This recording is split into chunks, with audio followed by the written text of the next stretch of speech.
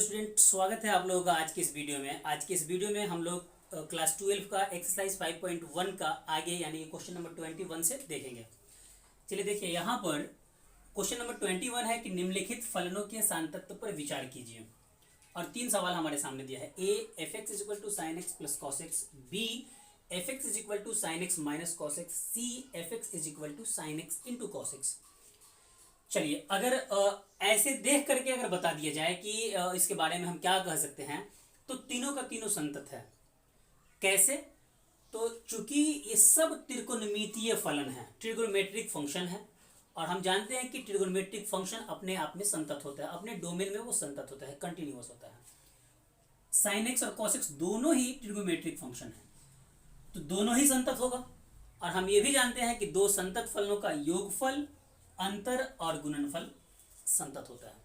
तो अगर हम एक ये वाला देख लेते हैं तो उसके बाद हमारा सब क्लियर हो जाएगा। ठीक है, चलिए देखते हैं। यहां से क्या करते हैं, मान लेते हैं इसमें, माना कि h ऑफ x बराबर साइन एक्स। ठीक है, h ऑफ x बराबर साइन एक्स मैंने मान लिया। ठीक है, अब हम इसको संतत दिखा देते हैं और यहां हम लिखते हैं कि पुनः माना कि a बिलोंग्स टू r, जो साइन एक्स का डोमेन है। ठीक है, a बिलोंग्स टू r ले लेते हैं। अब इसे हम क्या करते हैं कि साइन एक्स को संतत दिखाते हैं कि साइन एक्स संतत है तो कैसे। हम तो जानते हैं कि त्रिकोणमितीय फलन है तो संतत है, लेकिन उसको जरा सा हम देखते हैं कि संतत दिखाएंगे कैसे। तो इसके लिए हम x बराबर a पर विचार करेंगे। x बराबर a पर, ठीक। तो limit h tends to 0 f a minus h, ये हमारा हो जाएगा LHL। ठीक है, ये LHL हो जाएगा, limit h tends to 0 f a minus h. तो लिमिट h टेंस टू 0, अब एफ ए माइनस एच है, यहाँ x है तो साइन x है, तो a माइनस एच है, तो इसके जगह पे क्या हो जाएगा, साइन a माइनस एच। ठीक है, जब ये साइन a माइनस एच हो गया तो हम इसको क्या करते हैं कि तोड़ते हैं, डायरेक्ट 0 रखेंगे हम यहाँ, तो साइन a आ जाएगा। वैसे भी कर सकते हैं और इसको साइन a इंटू कॉस भी करके लेके जाएंगे, उसके बाद भी दिखाया जा सकता है। ठीक है, हम डायरेक्ट पुट कर देते हैं। जब हमें डायरेक्ट पुट करेंगे 0, तो ये हमारा क्या हो जाएगा, साइन a। ठीक है, इसके बाद हम ले लेते हैं RHL। ठीक है, तो RHL हमारा क्या हो जाएगा, limit h tends to 0 f a plus h. ठीक है, तो limit h tends to 0 sine a plus h हो जाएगा यहाँ। ठीक है, यहाँ LHL में a माइनस एच था, RHL में a प्लस एच हो जाएगा। और फिर अब यहाँ हम अगर 0 पुट कर देते हैं तो इस कंडीशन में भी हमारा आ जाएगा साइन a। ठीक है, अब इसके बाद हम ले लेते हैं कि एफ ए, क्या ले लेते हैं, एफ ए। तो एक मिनट, हमने सब जगह यहाँ पे जो लिखा है एफ, यहाँ हमारा एच होगा क्योंकि मैंने एच वाला फलन माना था, यहाँ हमारा एच हो जाएगा और ये होगा एच ऑफ ए। ठीक है, तो यहाँ H of x sine x है, तो एच ऑफ ए लेंगे तो ये भी क्या हो जाएगा हमारा साइन ए। अब हम देखते हैं कि यहाँ हमारा साइन ए है, यहाँ भी साइन ए है और यहाँ भी साइन ए है। मतलब कि अगर हम यहाँ लिखें कि चूंकि LHL is equal to RHL is equal to H of A, इसलिए साइन एक्स एक संतत फलन है, संतत फलन है। अब यहाँ से ये तो क्लियर हो गया कि साइन एक्स एक संतत फलन है। अब हम कॉस एक्स को दिखा दे रहे हैं कि कॉस एक्स भी संतत फलन है, तो हम लिख सकते हैं कि दो संतत फलनों का योगफल संतत फलन होता है। अब h ऑफ एक्स माना था, g ऑफ एक्स मान लेते हैं। g ऑफ एक्स बराबर कॉस एक्स, पुनः माना कि c बिलोंग्स टू r, मतलब मान लेते हैं कि c जो है वो कॉस एक्स के डोमेन के अंतर्गत आता है। तो लिमिट h टेंस टू 0, अब यहाँ g of c minus H हम ले लेंगे, a माइनस एच नहीं बल्कि c माइनस एच ले लेंगे और इसे हम कर देंगे, ये हमारा क्या है, LHL है cos x के लिए। ठीक है, तो लिमिट h टेंस टू 0, अब g ऑफ एक्स है तो कॉस एक्स है, तो यहाँ एक्स की जगह सी माइनस एच हो जाएगा, कॉस सी माइनस एच। अब एच की जगह जीरो पुट करेंगे तो कितना आएगा हमारा, कॉस सी। फिर हम ले लिए यहाँ आर एच एल।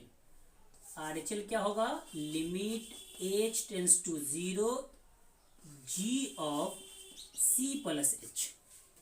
ठीक है, तो यहाँ हमारा हो जाएगा limit h tends to zero cos c plus h is equal to cos c. अब इसके बाद जी ऑफ सी यानी कि कांस्टेंट जो जिस बिंदु पर है उस पर इसका मान कितना होगा, एक्स है तो एक्स है और सी है तो क्या होगा जी, कॉस सी। तो यहां से ये भी क्लियर हो गया कि इसलिए कॉस एक्स भी यानी कि g of x is equal to cos x भी संतत है। ठीक है, यहां तक आ गया। अब देखिए यहां से क्या होता है, अब यहां से अगर हम ए नंबर ले लेते हैं, अगर हम यहां से ये ए नंबर ले लेते हैं तो हम इसको ऐसे लिख सकते हैं कि चूंकि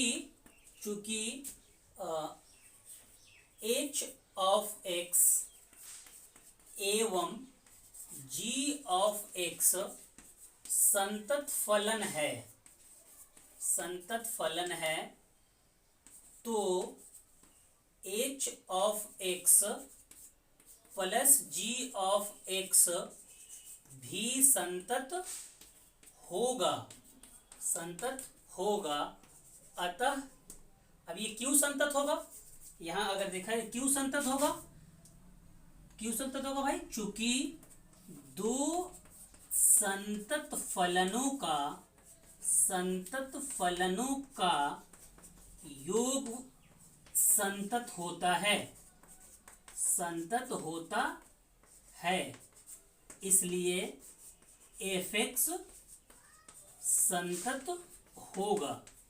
ठीक है, अब यहां से देखिए ये तो तीनों सवाल के लिए हो गया क्योंकि तीनों में साइन एक्स कॉस एक्स है। तो मैंने जो लिखा कि चूंकि एच ऑफ एक्स एवं जी ऑफ एक्स संतत फलन है तो h of x plus g of x भी संतत होगा।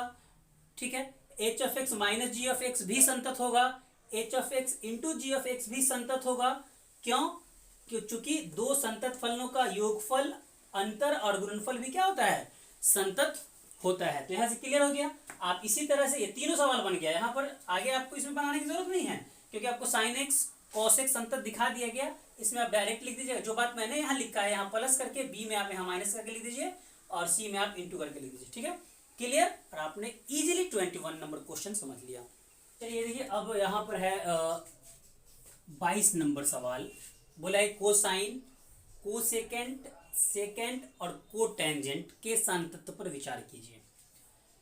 चलिए तो ये कोसाइन जो है इसको हम हल्का सा देखिए क्या हम लिख सकते हैं, इसको हम लिख सकते हैं कि f x is equal to cos x, इसको मान लीजिएगा।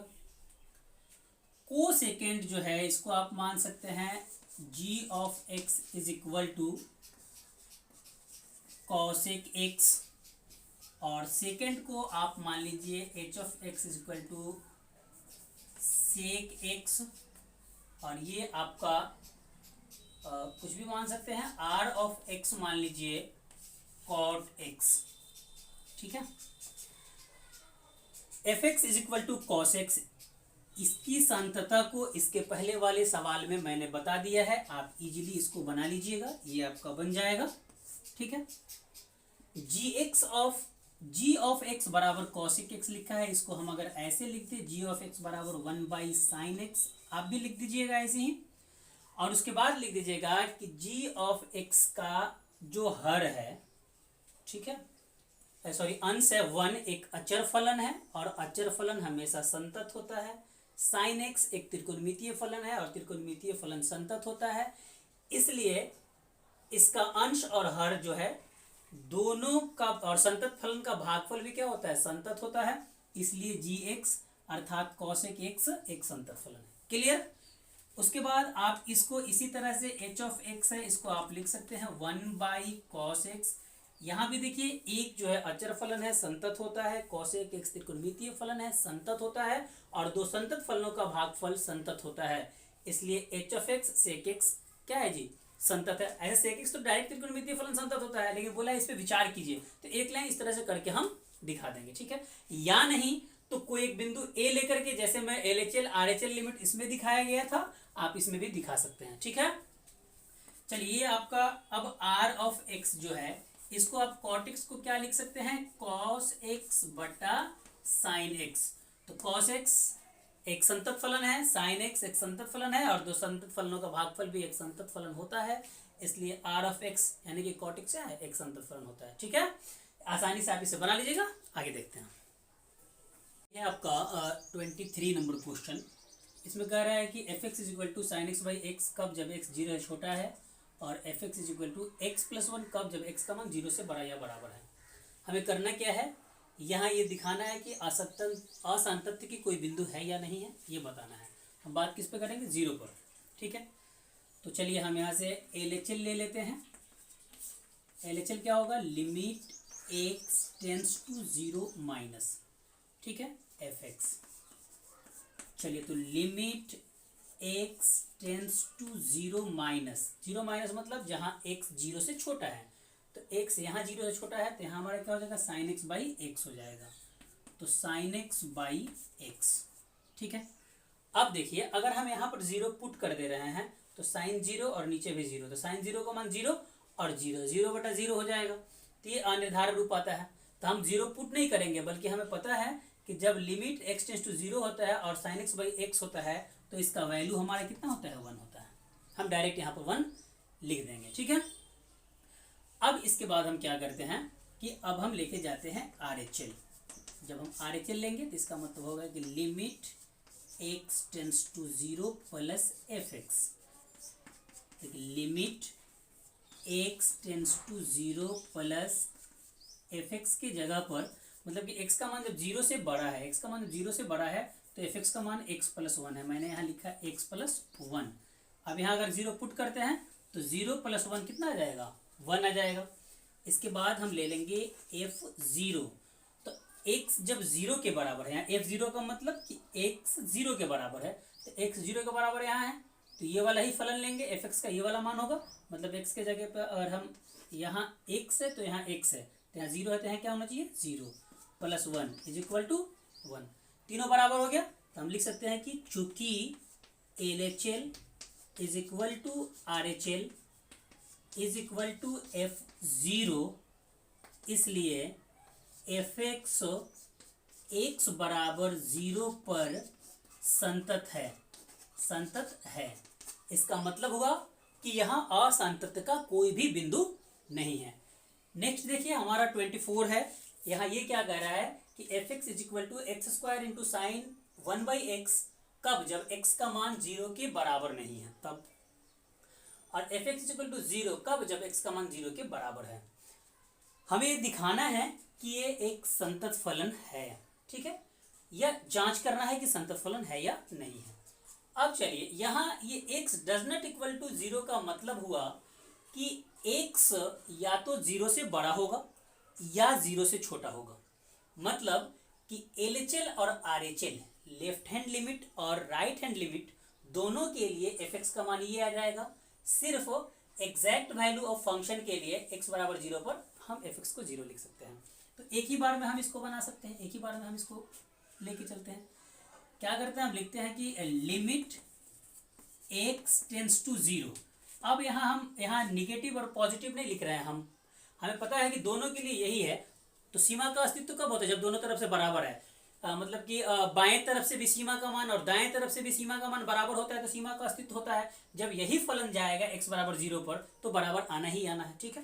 तो हमने ले लिया limit x tends to 0 f x यहाँ, तो ये हमारा हो जाएगा लिमिट x टेंस टू 0, और यहाँ आ गया हमारा x square into sine 1 by x, ठीक है।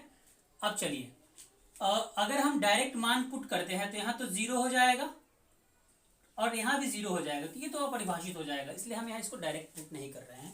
हम क्या करते हैं कि इसको दो भाग में बांट लेते हैं। इसको एक साथ हम ले लेते हैं, limit x tends to 0 x square, एक यहाँ मैंने अलग ले लिया, और फिर गुना के रूप में हम ले सकते हैं लिमिट x टेंस टू 0, ये हमारा साइन 1 बाई एक्स है, मैंने यहाँ ले लिया। ठीक है। जब यहां मैंने लिया तो ये तो हमारा 0 हो जाएगा। इसके लिए हम फॉर्मूला लगाते हैं कि इसका मान आखिर आएगा कितना।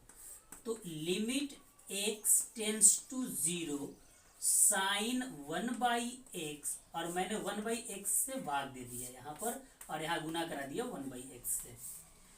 इस कंडीशन में अगर x 0 की ओर जा रहा है तो 1/x भी 0 की ओर जाएगा, और ये फॉर्मूला होता है कि लिमिट यहाँ 1x 0 की ओर जा रहा है तो 1/x भी अगर 0 की ओर जाएगा तो जो टेंस करे 0 की ओर, साइन के साथ उतना ही बटा उतना हो, उतना ही बटा अगर उतना होता है तो यहाँ ये क्लियर हो जाएगा कि इसका मान कितना हो जाएगा 1। और मैंने यहाँ जो ये x² रखा था, अभी इसको हम 0 नहीं करते हैं बल्कि इसको हम साथ में ही लेके चलते हैं। यहाँ हम साथ में x² को रखते हैं तो एक x से ये एक कट जाएगा, ठीक है, एक x से ये कट जाएगा। तो इस कंडीशन में, क्योंकि यहाँ अगर मैं इसको नहीं हटाता तो फिर यहाँ पर अनिर्धारित रूप आ जाता, ठीक है। यहाँ जो मैंने ले लिया था उसको हमने इसी के साथ ले लिया, तो एक x से एक x कट जाएगा। अब ये हमारा यहाँ पे अगर हम मान रखते हैं तो ये हो जाएगा 0, ठीक है। इस x के लिए ये 0 और इसके लिए टोटल कितना हो जाएगा 1। इस कंडीशन में 0 से गुना कराया मैंने तो कितना आ गया 0 आ गया। तो यहाँ LHL और RHL दोनों का मान 0 आया। अब एग्जैक्ट वैल्यू ऑफ इसका मान लिखने जाएंगे हम, तो f0 का मान भी तो 0 ही आएगा यहाँ। क्यों? क्योंकि fx इज इक्वल टू 0 दिया है तो x बराबर 0 है, ठीक है।